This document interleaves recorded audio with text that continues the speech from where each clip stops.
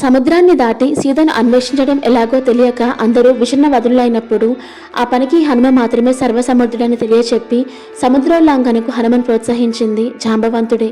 ఇంద్రజిత్ బ్రహ్మాస్త్రం వల్ల రామలక్ష్మణులు వానరసేన మూర్ఛిల్లినప్పుడు మృత్యుప్రాయులై ఉన్న వారిలో బ్రతికిన వారి కోసం విభీషణుడు హనుమంతుడు వెతకసాగారు. అప్పుడు జాంబవతుడు కొద్దిగా తెలివి తెచ్చుకుని ఆంజనేయుడు చిరంజీవిగానే ఉన్నాడు కదా అని అడిగాడు. అలా అడిగినందుకు ఆశ్చర్యపడిన విభీషణుడు, తాత, రామలక్ష్మణులు అంగద సుగ్రీవుల గురించి అడగకుండా కేవలం హనుమంతుని గురించి మాత్రమే ఎందుకు అడుగుతున్నావు అని ప్రశ్నిస్తాడు.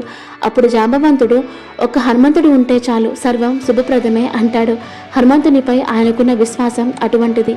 బ్రహ్మాస్త్రం ప్రభావం వల్ల మూర్ఛితులైన వారిని కాపాడటం కోసం హిమగిరిలోని ఔషధాలు తెమ్మని హనుమను ప్రోత్సహించింది కూడా జాంబవంతుడే.